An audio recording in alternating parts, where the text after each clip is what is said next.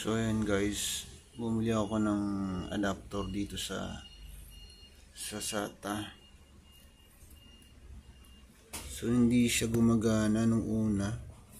Binili ko siya ng brand new. So tinignan ko yung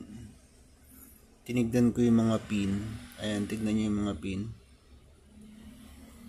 Ayan, so eto natanggal na, bali. Ayusin natin mamaya yan. Ang pinalit ko dito is itong white and green. Dati magkasama yung dalawa na yan. So kahit anong hindi siya gumagana.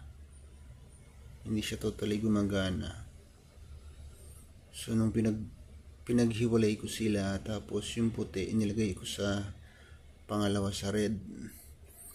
So gumana na siya.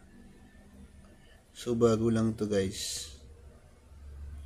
Binaklas ko, hindi siya gumagana eh. So ngayon ihinang natin tong dalawa pa. Wait lang. So ayan guys, isaksak na natin tong USB sa cellphone ko. Ayan, so umilaw siya. Pag nag-blink siya, ibig sabihin nag-connected na yan. Ayan, so ayan, connected na.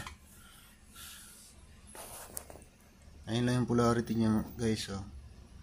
Nauuna yung red, tapos pangalawa yung green. Nauna yung red, pangalawa yung white, pangatlo yung green, pang-apat yung ground. So tinest ko kasi yan kanina, tester ko. Tapos meron siyang purple, pang-lima yung purple, pang-anim yung pink, tapos yung ground yung may laktaw na yan. Ay, may laktaw na yan, ground yan.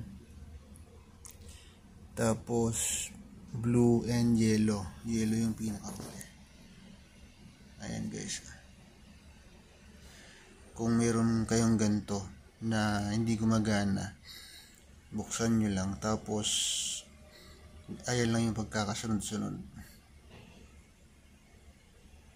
Ayan.